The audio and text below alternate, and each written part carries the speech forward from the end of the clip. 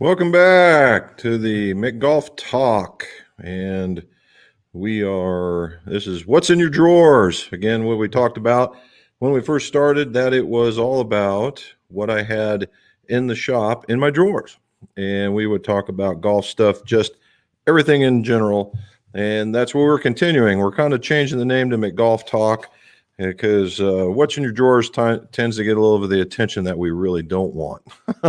So we'll kind of keep going with that particular theme. And in this particular one, we have quite a bit that we're going to go through. We have some new releases, a picture of a person who follows me on YouTube that came to visit. I downloaded some pictures, so we should be good to go there. We're going to talk about refurbing some older clubs and what I've done here just lately in the past. We're going to right now we'll just give a big shout out to, Jim Herman, the winner of the very last PGA tournament that was on. Congratulations to him. That was a big point getter, I'm sure. And so that was a very big positive. And then we will talk about everything else that's in golf. So let's do a real quick check here. And we are filling up. Very cool. And redemption's on. Well done. Thank you, sir. We have Kentucky. We have England. Man, we are rolling with it. So very cool. So we're going to start working backwards. And let me get back to here. We're going to start getting backward. We'll work our way backwards. We're going to do a little, let's talk about Russ. There's Russ. Russ came from Illinois to visit. We went through an iron fitting with him, and Russ is a heck of a golfer and quite a bit. His swing is, we won't say it's violent, but it's aggressive to be sure. Comes in from the inside, and so the clubs he was having was developing a bit of a push, and we ended up using his same irons. We just went with the KBS 95s, that's what you see in the back, the TGI 95s right there. And it turned out it worked really good with him. They finally showed up, all of the shafts, and made a bit of a bonehead play. I glued the two shafts in backwards, and I had to pull them out. It's a good thing we do a QA check before we go out. Otherwise, that would have been kind of bad. Outside of that, hopefully everything's working well. Rush, I saw where we had you should have the tracking number now, so hopefully everything works out. He also had some wedges from Idol, and man, are they cool looking. He's got a good eye when it comes to the shape of clubs. So that's pretty good. So hopefully, Rush, you're going to enjoy those. All right. So I don't know about you guys, but the weather out here has turned for the better. I mean, it's into the 60 degrees at night and just into the mid 80s during the full of the day. The breeze is on. Looking very, very nice. It's pretty cool. I'm enjoying that part. It's supposed to be like that all week. So I'm all over that. All right. So we had to do some refurbishing of some clubs. And if you can see right in here, there are Hogan Apexes, and a little shiny, a little paint fill, and underneath there were the slotted woodwoods that are all in excellent shape, save the 3-wood. And the only reason why I say that is because when you do woods, you dip them in some people use urethane, some people use a lacquer, some people will use the stuff that you would coat boats with, and just depends. And a lot of the times what that does, it gives it a yellowy / gold appearance, which people have just gotten used to. I like the look of it personally. However, it's just not clear because most of the stuff underneath is a silver, right? And so the 3-wood apparently was the most used club in that particular bag. And well, there wasn't any urethane or any sealant on the bottom. So I just basically polished it to a high polish because I don't have any of that stuff, and brought it back that way. Now, the other part, when you go to polish these things, and we'll talk about it a little bit, and here's where, so tomorrow at 7 a.m. my time, I'm releasing a video on exactly what I did in order to refurbish them. So if you guys haven't subscribed already, subscribe down there in that channel, and that way you'll get the notifications when the videos show up. Secondly, I do have the super chat on, so if you want to take advantage of that, that'd be great. No requirements whatsoever. Anyway, so I brought an extra one with me. There we go. Ooh, look at that shininess. There we go. And these things weren't, I won't say they weren't wrecked, but they weren't in that good a shape. We've got you see the ferrule right there, and it still has its serial number. And one of the things that people tend to forget is the shaft. And a lot of the shafts, after they've been out and about in the environment for a while, tend to spot rust. And this is no different, but there's ways to remove a lot of it and smooth it out, and that's what I did. And so it gives it a really good look. Now, the surprising part about this is this. Look at this guy. The original grip from this thing, and it was a traditional ribbed grip. And if you can see the shape change, it's really thin here, and then the rib starts and it gets bigger here. And all of these areas, if you can, they're slashes. So if you can scrape them, hopefully you can hear this. So it's not just the smooth, it's actually part of it. And so, Hogan was a great player. Those are really great clubs. You better be a player to hit those clubs. And the biggest challenge was the lower end. He didn't have a sand wedge or an equalizer, and he got some off of eBay or some other place, and those were wrecked. And they'd been used, and thank goodness, because that's what golf clubs are for. And that took a little bit of extra special work on them in order to get them anywhere close to what these guys look like.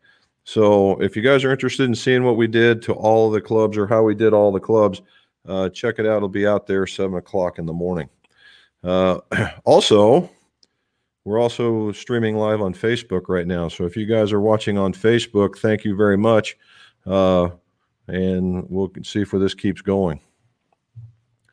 All right. So finally, we talked about those things. And I'm allowed to do this, I'm pretty sure. If not, well, then Mizuno will be mad at me. So if you guys haven't been paying attention, Mizuno has been leaking pictures of their clubs. And I believe Shields may have even done some testing, which I have my own issues with that because I have the YouTube channel too. But he's got 1 million subscribers, so he carries way more weight, and he's a pretty neat personality, to be sure. But he got some in advance. However, my rep came to visit me because we did very well with Mizuno, and I have some orders coming in, so we're going to be doing some testing. However, I was able to get some pictures. So if you guys have not seen some Mizuno stuff, here it comes right to you. And we're going to start at the upper end right here. Now that's a crappy picture of the highest regard, but that's the new hybrid that's going to come along in place of the Fly. It's the Fly High. And the Fly High, I believe, starts at a 4 or a 5, 4 and goes to a 7. And it's a 10 times better shape than it was last time, the last model. This thing looks like it works. Now, when you talk about hybrids, the original intent of a hybrid was to replace the iron directly, so it was easier to hit, easier to get out there. What's happened here lately is now it's all about how far can you hit your hybrid. So if you had your 4, let's say you want to replace your 4-iron and you went with the same degrees, let's just say it's 21, and you went with a 21, you would certainly hit your hybrid 21 further. And why is that? Well, typically it's because the club is much longer, right? And there's more technology in the club, and it's just going to hit further. Well, these guys, those are the same length of what the irons would be. So in reality, they should hit just like their cousin in the iron, only easier. I would think that you would hit him higher. just because of the way hybrids are. But it was a really really good look. So if you guys are in the market for something like that, then there you are. All right, let's check out some irons. Here we go. For those guys that are truly players, there's the Tour. The Tour is a forged club, and what they're talking about is a new and improved. What this is that they have it's called a support structure for the forging, but basically, and this is all one piece. But what they did is from the 919 to these are 921s, or 921s. That if you remember on the 919s down here in the heel area, there was a whole bunch of metal right there. And what they've done is they've removed a lot of that area and they've distributed it around the perimeter. So this has a shorter blade length at address, it appears. That was the one thing I really couldn't get over when you would hit one of their blades and it was just this compact looking thing. And then you would get into their Tour and have this really long appearance. These things are incredibly great at address. So that was one of them. And here is the other end of it, the JPX hot metal. This is probably going to be their most forgiving. It's going to have the wider sole, stronger lofts, most amount of offset, which in Mizuno terms is not very much. And it still have the hot moly. They're with the chromoly. They're getting really, really big with chromoly now. And so you're going to see that. Not much again. If you had the 919s, is there going to be a huge change? I would say not very much again, but the toe area, there was a lot of metal removed, placed along the outside, and maybe a degree stronger still. There's the Hot Metal Pro. I just think this club looks really, really nice. So if you're a golfer that doesn't need a lot of offset but likes a little bit of distance, this could be that particular club. And something definitely to look after. And let's see. And here's the JPX forged. You notice how it has a bit of a smaller address appearance, thinner top line, just like they're used to. Just the whole line. There's not much has changed in the naming, but what's happened is the appearance in the blade length has gotten smaller, and that toe section has gotten thinner this way. And what that does allow you to put more around it, which becomes forgiving. And now for the lefties, for all you lefties out there, and I have to check out the comments, but we'll take a look. Check this one. Boom. Look at here. SEL. This is, you could come up with any set of letters, but it's basically select for lefties. And what this is basically, it's somewhere in between that guy and that guy. It gives you that guy and left-handed.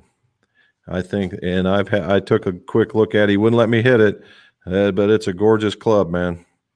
It is a gorgeous looking club. Now, the one thing that they've done in this particular set that they haven't done in the others is it goes into a gap wedge.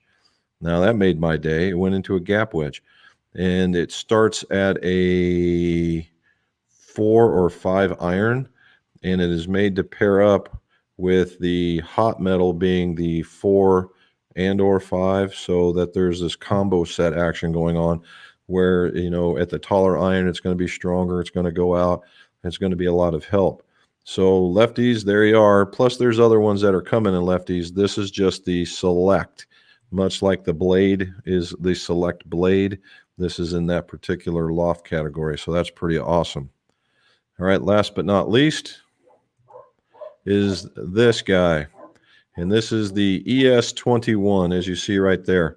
ES, basically it has a name, but it's extra spin. This little marker right here is the center of gravity of this particular club, and it's right there in the middle. It is a dual hollow body forged club. And it is all black, and it comes with a black, I believe it's a KBS shaft, and it is just a neat looking club. So if you ever wanted to knock down a little bit of spin and not have a ballooning type ball flight, that might be something to look after. So there's something to look at. So there you go. So there's my little, here's what we're doing. hopefully hopefully that works out for you. So now let's go over and check. So Brian's channel, redemption's in. Here's our buddy from England. Tim's in there from Kentucky. Dig in the old outfit, Tim. Wood stuff. That's the way to go. All right. Willard's in. Well done. Thank you, sir. And hey, Netherlands. Is it still hot over there? Let me know. Somebody told me, was it you that may have told me it was like 91? I imagine that's stinking hot for you guys. There's London. Leeds. Very well. Ah, there's my buddy from Sweden. There you go. Hopefully you guys found somebody from that new level that you were looking for. Good evening, Mr. Alphonse. Thank you for joining us. Here we go. Jim, when fitting for one length clubs with Sean's, yep. Is there anything specific different you fit and compared to a standard length set? The process, no.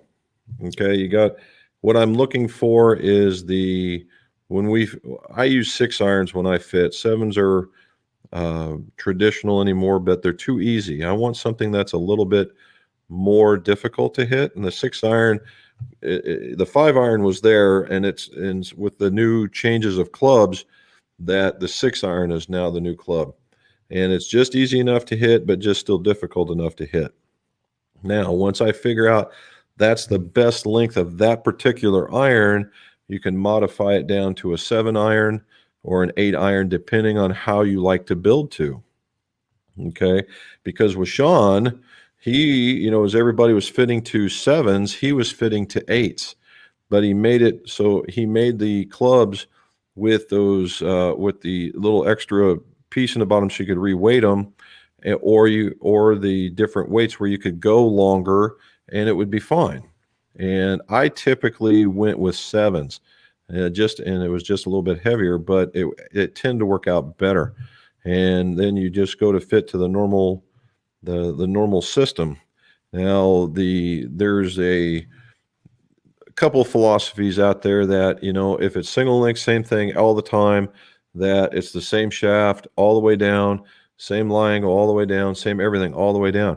And that makes sense to me. Okay, that makes sense to me. However, could you use the same weight and go just a tad more flexible in the first 2 irons to kind of almost single length flight the shaft, and maybe the last 2 in the same weight, but maybe a little stiffer or into the bottom to kind of hold them down a little bit? Yeah, you can do that. There's been guys out there that have done and been very successful with that. In the ones that I've built, I have stayed with the same. And the only time that they've even struggled in the slightest was right around the 4. And then, because no matter if guys are accepting of single length, they still get that 4 iron, and they know that it's short, and they're always going to go, oh man, I got to really get into this one, and they can't just let it swing. Hold on. Oh, didn't have to, I guess. So that's what I would do. Okay, I went all the way down to the bottom somehow. All right, here we go. John Pinehurst, well done, sir. I want to get down there one day. I'm told Golf Pride's headquarters is now open, and I'd definitely like to do that. Plus, I'm told that it is a very laid-back atmosphere down there, and the golf is awesome. So I'd like to see that. And there's the golf. Yeah, Golf Blarney. You'd be correct. There's Russ. Hopefully I didn't. Did you see your picture, man? Mr. Phil, how are you, sir? Hopefully everything's going well. All right. There's Dave from Michigan. Man, we are all over the place, guys. Thank you so very much. All right. You're right. You're absolutely right. I don't know why I was thinking. You know why it's KBS? Is because I just had a pair in my hands for a local fellow that had that, and I was just getting ready to shaft him when I came into here. Sorry about that. You are right. Acro shafts.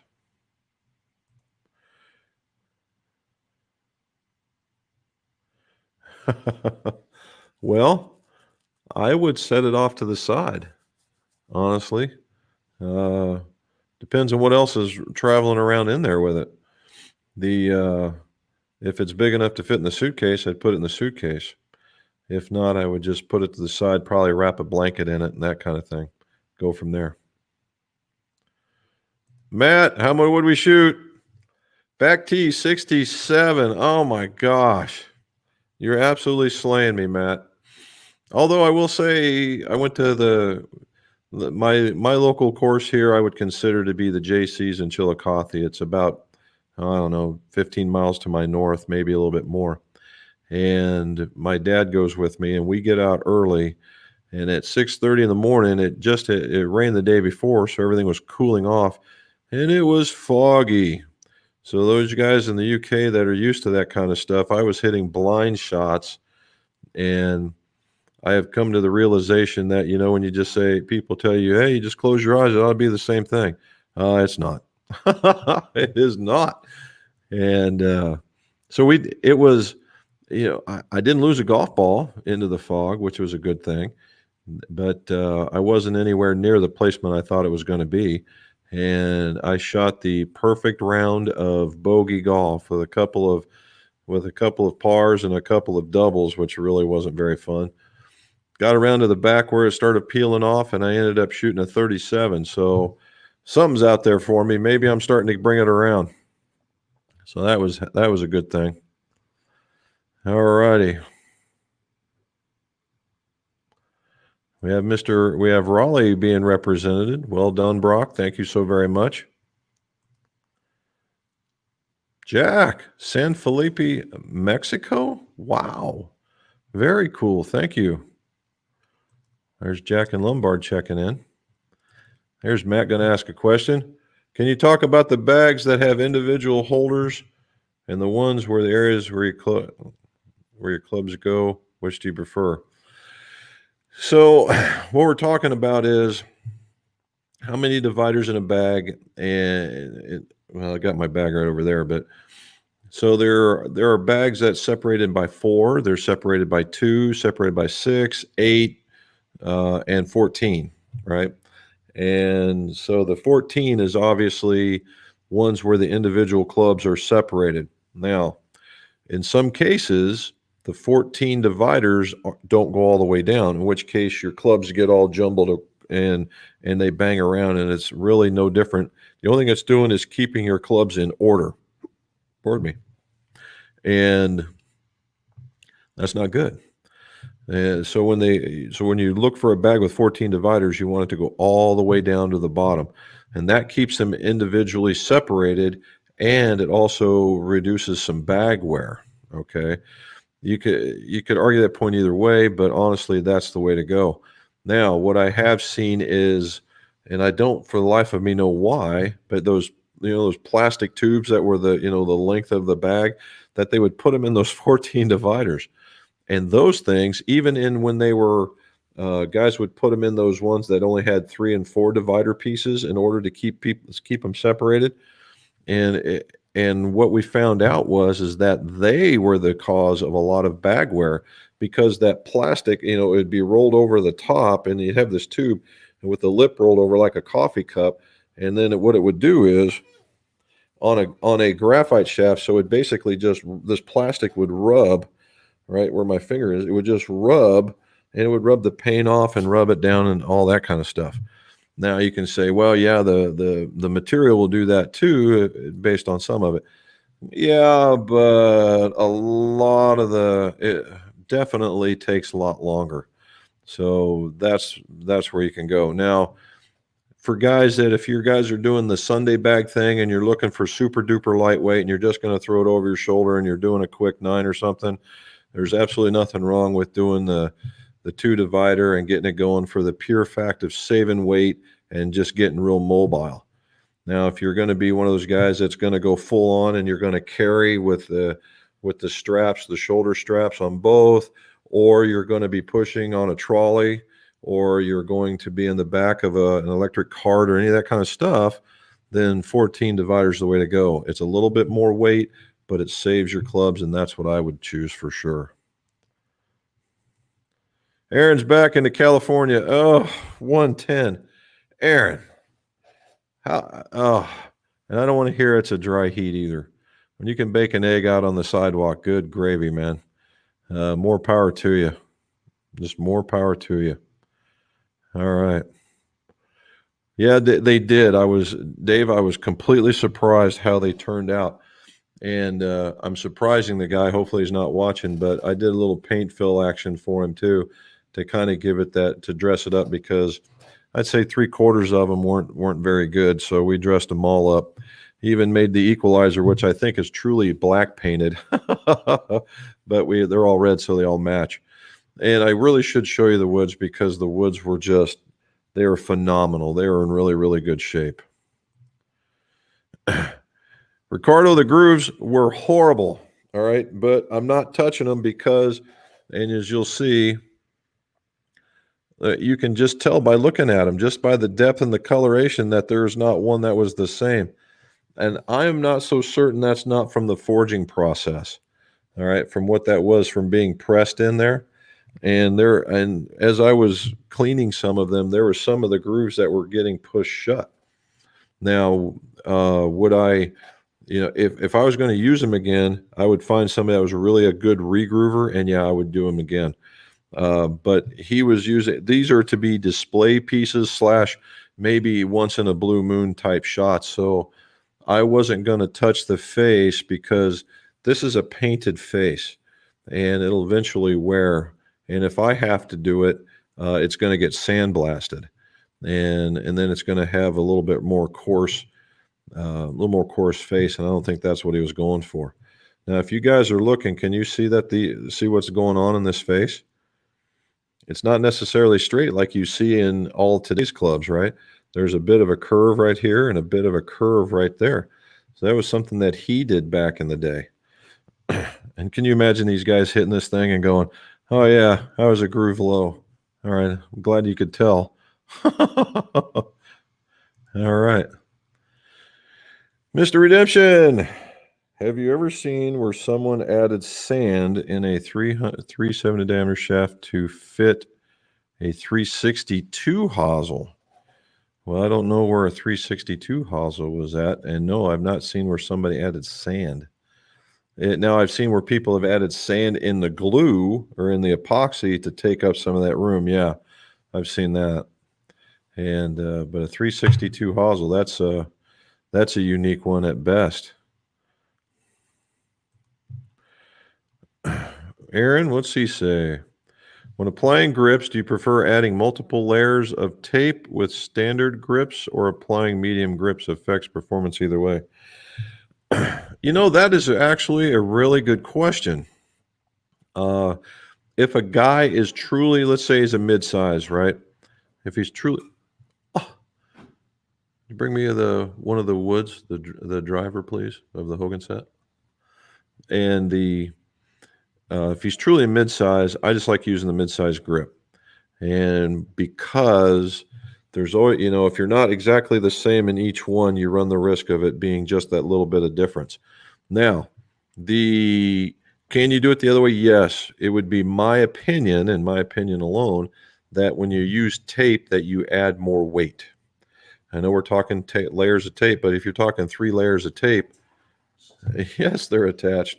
I just need one here. Let's see. Let's use the 4. Yeah, they are neat. So before Mrs. McGolf leaves, check out these head covers. You want to talk about seriously old school. Good night. Look at that, right? Here you go. And then here, I wanted to show you this. There's the 4. Look at this thing. Of course, I mean, I polished it, but good gravy, these things are in great shape. Look at that Ben Hogan right there. That is so cool. And the whipping, now this is a mark of quality. So what happens is this head is shaped to become paper thin right down here, so that it just goes right into it. and so that you don't see hardly any transition when they go to whip that thing. And you just don't see that. And the whipping is tight, even at this time frame. And then what they did, and a lot of people did not, was they added this little collar just to hold things down. And I believe that's really what held it tight, honestly. And that was really cool. And if you look, there's a pin down in there. But again, same thing at the grip, whole 9 yards. So very, very, very nice. Okay. So back to the grips, Aaron. I just think, can you do it? The answer is yes. I just think it adds weight. Do I do it in a pinch? Yes. But I would prefer to go with the standard weight.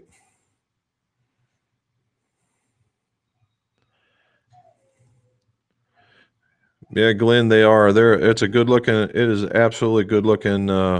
It's a good looking set. I think Mizuno, based on the fact that the 921s look better this year than they did last year. And if the performance is pretty much the same, it's going to be a killer year for them. And if you really didn't like the longer blade length, you were certainly going to like these. I just think it's going to be awesome. All right. Well, half-inch chain. Isn't that something? Okay, so let's talk about a putter. I've been thinking hard and long about this one. Putter, it's mostly for the channel, but doing putter reviews, right? Driver reviews are out there, and when you see putter reviews, it's basically, oh, look, here's 5 putters, and I like this one. Well, we're going to start reviewing putter fitting, and we're going to and do the bigger grips make a difference? Does that back weighting make a difference? And then the different how the different putters react.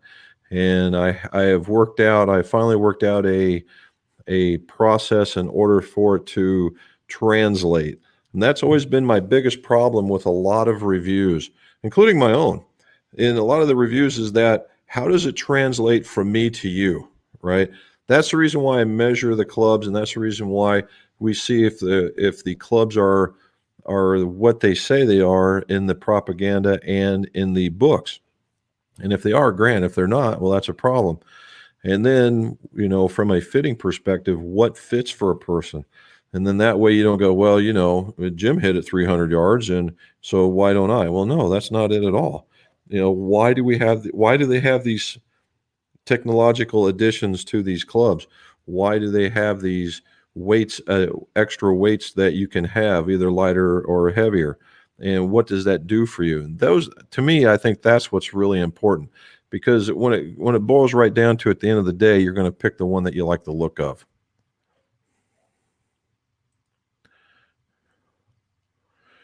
Harry, you're going to have to let me know what Vrom is, man.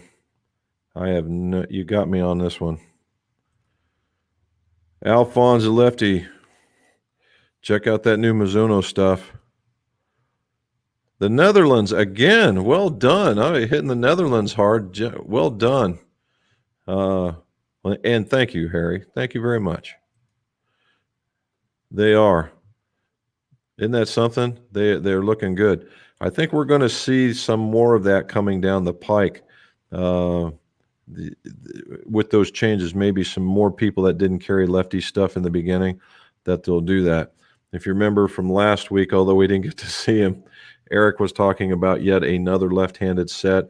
Although I'm playing his current set, the only thing I think he could do better on the set, honestly, is maybe around a few edges, and I think it would be just fine.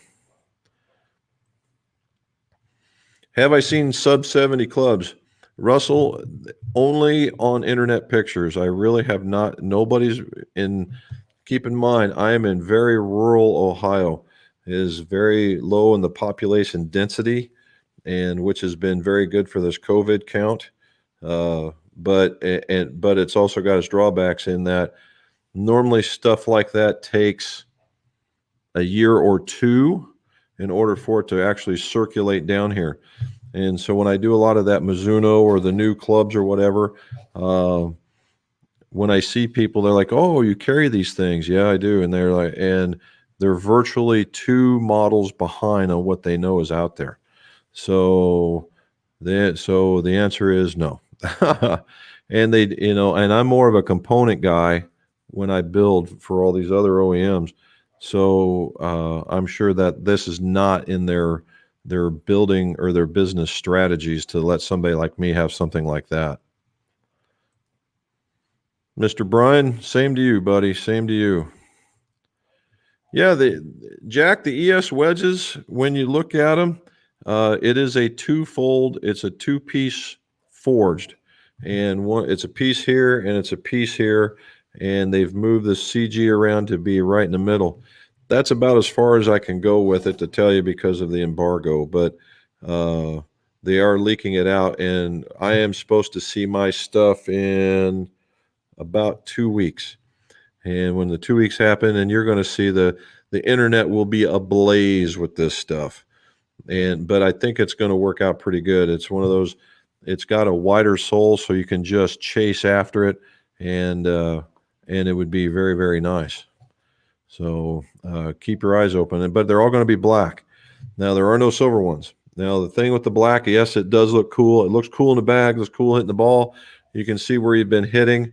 However, if you're anywhere near, what we call OCD on the look of the club, you're not going to like it because after about the first half a dozen strikes, you're going to start to see wear, and it's going to freak you out. Now, if you don't care, then by all means, have at it, all right, and you'll enjoy it. Now, will they wear and just turn silver in a year? No, not even close. But there will be wear. Aiden, I've heard of the fact. I knew there was a lady that was in charge of them for a while. Her name was Jennifer, and I knew her, and it was Vega Irons, and they only had one lefty iron that I ever saw, and it really wasn't that good. But what they did have that I really thought was unique was wedges, and the wedges would come. I could get them totally raw, and that way I could grind the bounce and grind the reliefs and just grind it to my heart's content in order to make a truly custom wedge. That was really quite cool. Now the Kioi, hopefully I said that right. I've only seen pictures, but I would think that if you were pound for pound, loft for loft, in between these two clubs again, where they were, high perimeter weighted type clubs or that kind of thing, that based on what I'm seeing is, and it's purely guess like, but I'm thinking that you would see or feel the Mizuno might feel just a tad softer. You would get maybe a little bit more feedback on the Vegas. The Kiois, I do not know. Some their finishes are a little different that I'm aware of.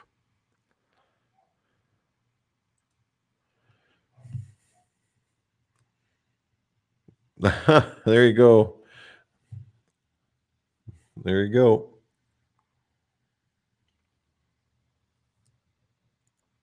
Okay. Whoop. Here we go. Jay McFarland's got something for us.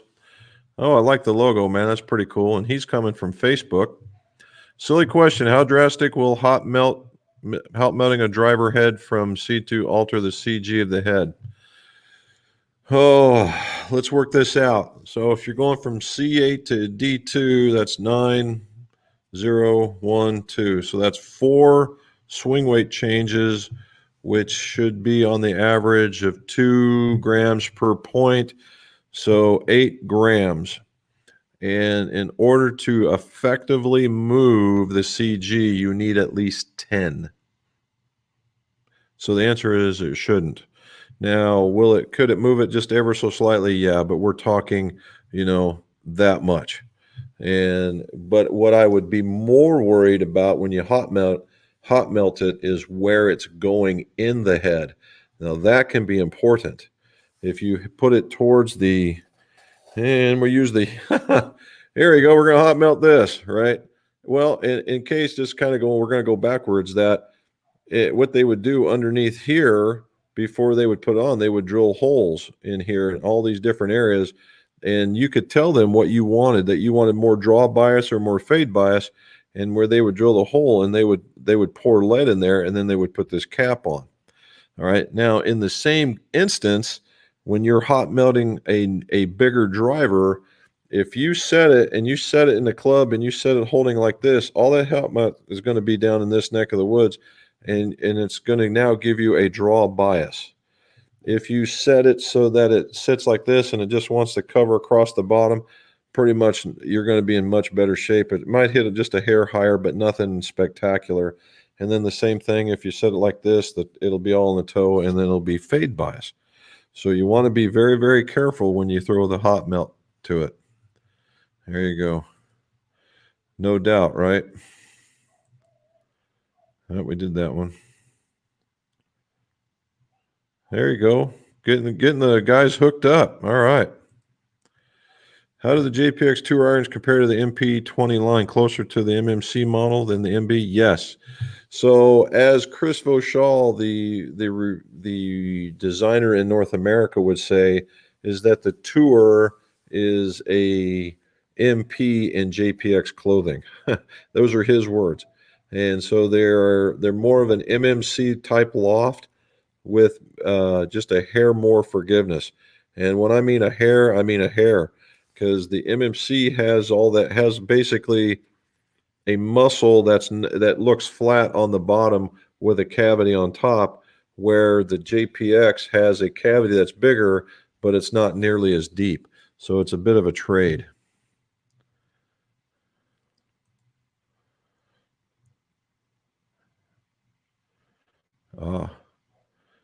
Joshua, Texas. We've got it. We've got it all covered up, man. I think we got them from all over the place. Well done. You guys, you have no idea how cool I think this is that you guys from all over the world and all over the country are tuning in. All right. I'd like to know your view on extending a regular 35-inch putter to a 42-inch arm lock. Number one, I wouldn't recommend it. Why? Well, the why is because arm locks, when you design an arm lock, let's see if I can use the other one. So if this is your regular putter and you want an arm lock, the arm lock has got to come out, and it's got to come out and you've got to get out like this, because you've gone to this versus that. Does that make sense? So that in its own right makes it very, very hard. Now, I did stumble across something from a very, very good player around here. His name's Jack. That I found that can take place of that, and you can make it to 42 inches. And if you do, great. I would suggest the steel extension versus the other one is 7 inches. Man, that is a lot, unless particularly if you're going to be aggressive with a putter. You're going to want to be very, very dainty. However, Super Stroke has come out with a putter grip that allows for an arm lock. So it goes up and it curves out, and it goes up so that it touches, and it's a wrist lock. So it hits right here. And that you might want to consider. That way you can make the club a little bit shorter and not nearly as long, and still get that arm lock feel. So look up the Super Stroke and the wrist lock putter, and you might like that. Dave, how's the 62?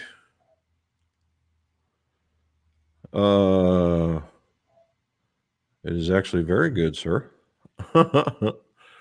The I-Series 62 M4 is probably one of our standards. Hopefully, is this one that yours is sitting in here waiting?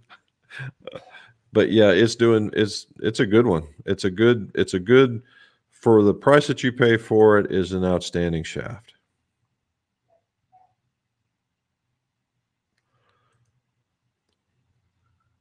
Mariano, I am glad you're here too, sir.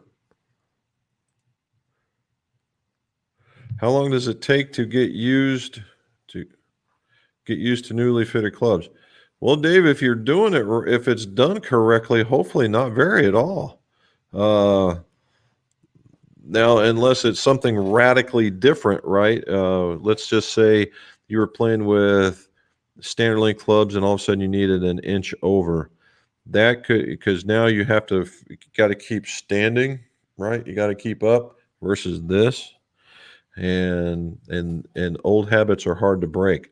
However, that shouldn't be a problem. And I look at it more from a feel aspect. Does it, it should feel good right away. Now, the things that what I've seen guys that have told me in the past when they've gone through mine is that it's getting used in their mind to what club to pull, right? And because a lot of cases, what I'm fitting from is guys that have older sets, and we put them in the new, more modern loft, a little stronger. They hit further, and they go to pull an 8-iron, and they think they're going to hit at their normal 8-iron distance, and they clear a green. And they're like, oh my God, I hit it far, which is a really cool feeling from a golfer perspective, but it's not real good from a scorecard perspective.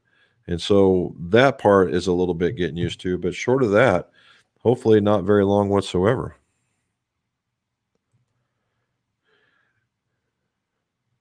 Oh,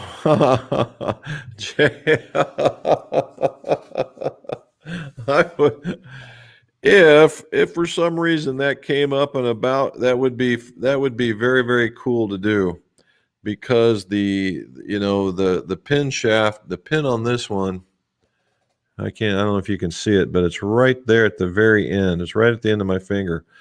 These are extraordinarily tough to do because they go through the head. On these guys, they actually still have the pin, and I can show you. I don't know if it will get in there enough or not. Let's see if it'll thin out. If you look right about there, there's a pin there. And driving one of those out, I had to do that for a test. And it was the very first time I ever did it. Holy smokes, was that bad. And I had to save the pin because, the aftermarket area for pins basically doesn't exist anymore. And so you'd have to keep the pin, and you have to find it after you knock it out. But that would be kind of cool. No, okay. Now I know. 362. A Srixon utility is 362. That is the most odd thing. I don't know why they would make it 362, but okay. That's just so odd. So you'd either have to build up a 355 or sand down a 370, which is probably what they're doing.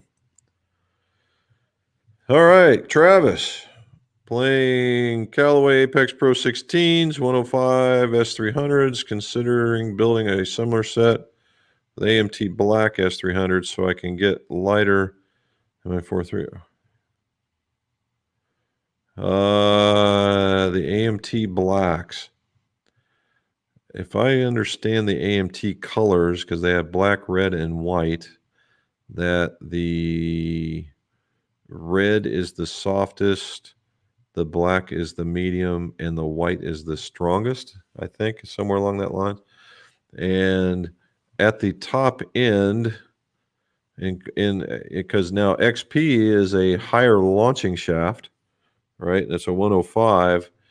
And the way that the AMT, because that's ascending mass technology, is that yes, they will be lighter, and yes, they will kick it a little bit higher than what's in the middle of it. So yes, are they exact? No, but they will be a little bit higher. They should, in all cases, be a little bit higher ball flight.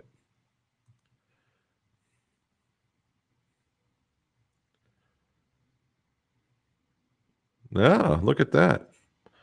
That's what can happen when you don't do it right. Look at that, Slazenger. Back in the day in Woodwood, Slazenger was a real deal, man. So I'm if you can play those bad boys, you are doing something correct. Camilio, he's back. 3 layers of tape, add 3 grams, and 3 grams change the swing weight. If you have 3, well, let's just go with it. If you have 3 layers of tape and it adds 3 grams, it's to the back end, 3 grams of change, the swing weight will be less than 1. At the back end, it's typically 4 grams in order to move at 1 swing weight. So you might have a bit of a feel change, but as far as truly measuring, it should be less than 1. There you go. I think we did that one. All right, Scrunchy. I did that one. Wow, live in Japan. Thank you. Thank you. Oh my goodness gracious. The family looks wonderful, man. Look at that. Hopefully they'll stay that big in your heart forever. I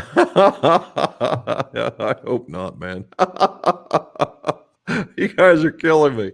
Oh, that's awesome. All righty. How many inches would you need to cut an S stiff shaft to make it feel like an X stiff shaft? Well, let's say if you're in a driver and you want it to play stiffer, traditionally what that's been is an inch in a driver. Typically an inch, you jump up a flex, right? And that's about in almost everything. It jumps an inch. Now it will change the way that it plays for sure, but an inch. And that's from the tip, not from the butt. There you go. Buffalo, New York. Mike, thank you for joining us, buddy. Here we go. What's your opinion on more club manufacturers going back to bonded heads and fairways? Do you think the trend will go that way with the drivers? Brian, I think they're just going back to the bonded fairway woods because they've done a study on this on all adjustable drivers. And to make things very simple, that of all the drivers or all the golfers in the world that bought an adjustable driver, 90% of them don't touch it when they buy it. Okay. We're getting used to the look of the design now because of the thicker hosels. It's just the way that we take into the appearance, very much the way that most people accepted that appearance when they were being made. And of the 10% of those golfers that made a change, 90% of those golfers only changed it once and moved on. So we're talking about 98 to 99% of the drivers either don't change it or change it once and move on. And it's the 1% that are tweakers. So with the idea that fairway woods are a very low count in the bag anymore, it probably makes more of a business sense decision, since chances are they're not going to the golfer's not going to change it.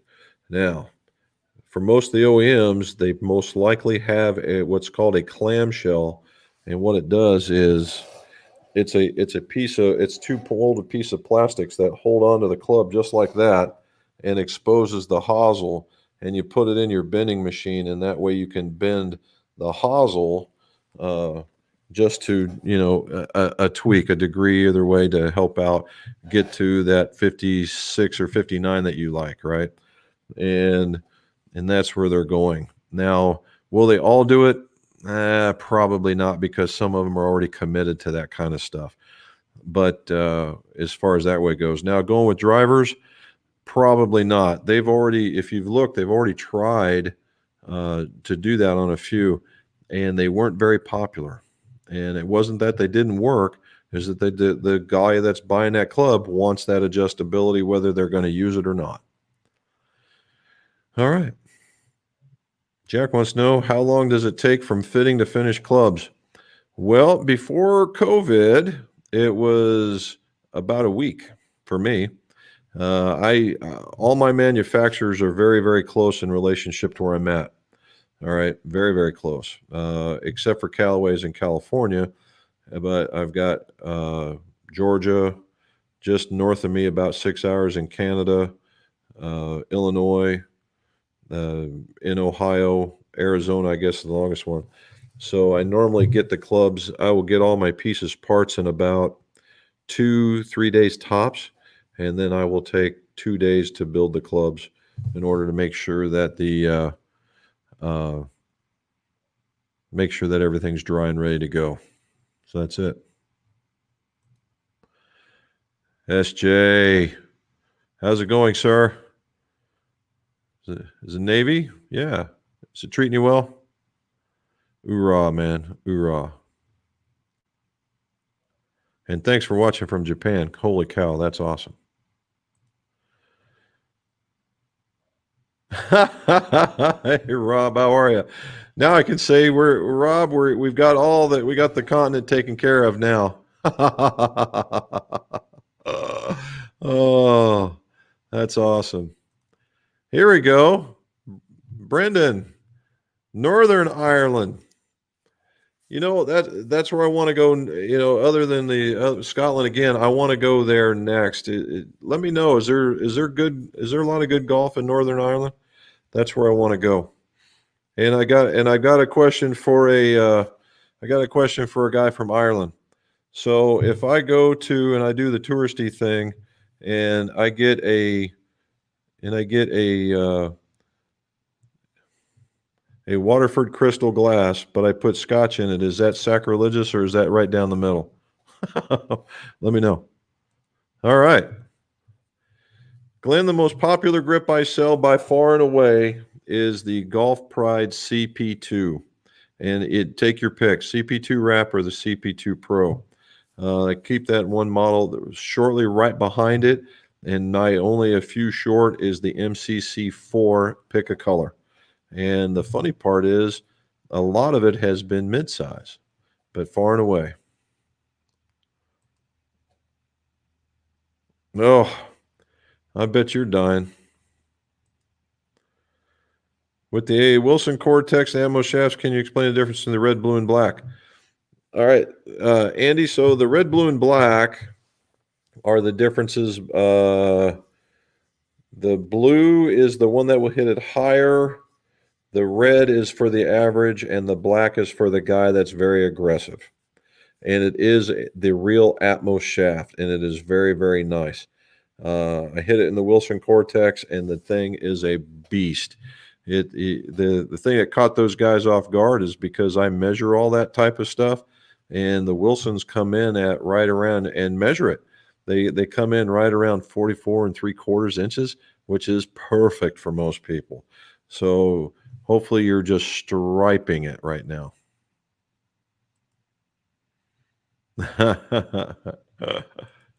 Tweaker, there you go.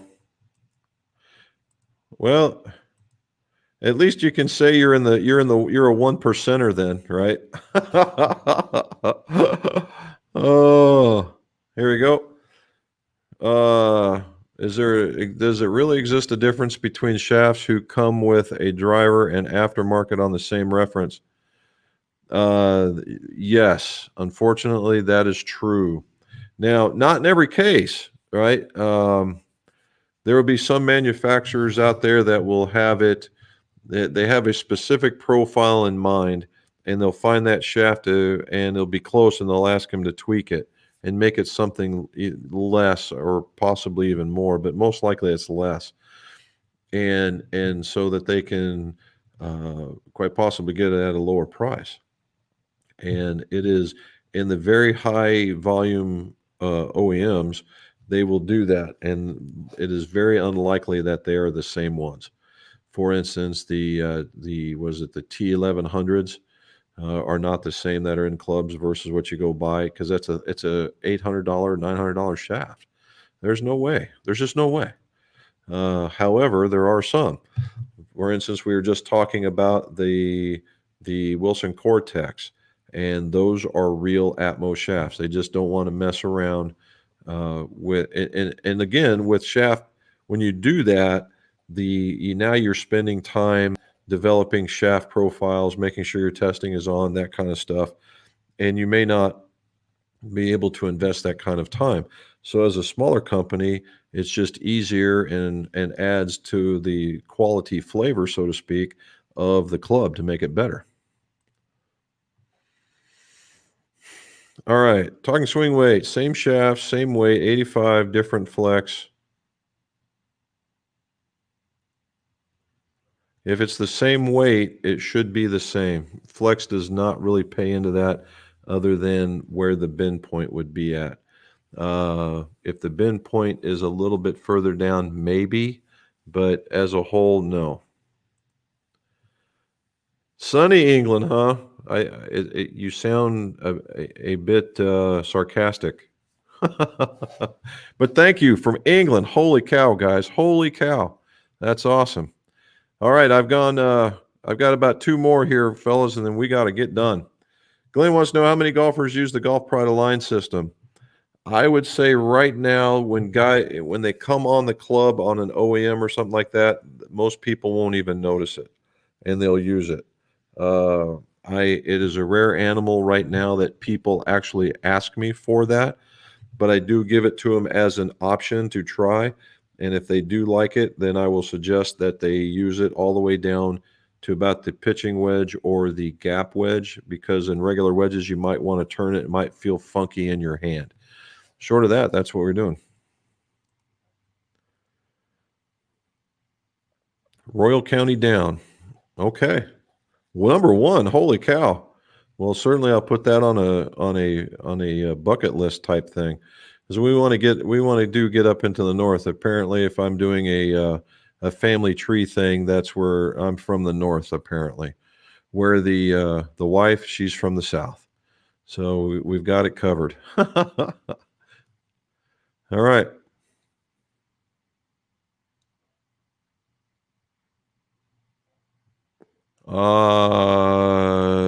What is it?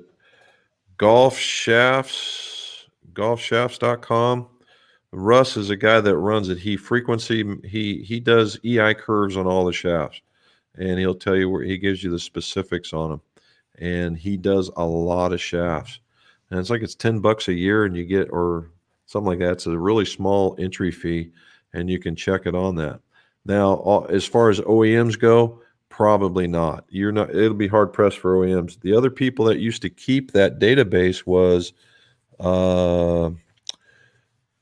Dynacraft, and which is now Hyrico. I don't know if you'll see that again or not. So that's where we're at. All righty, guys. 910 in a white flower.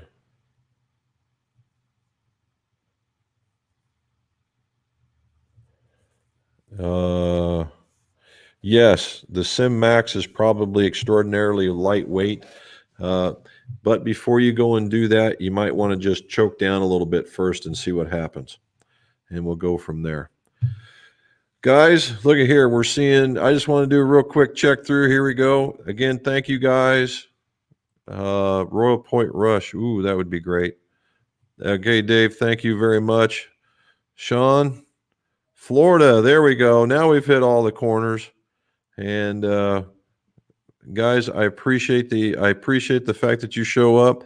We're going to do it again next weekend or next Monday, and we'll see it. Don't forget, check out the video tomorrow. If you haven't already, subscribe, like it, and we should be ready to go. And again, let's see your scores. Go low.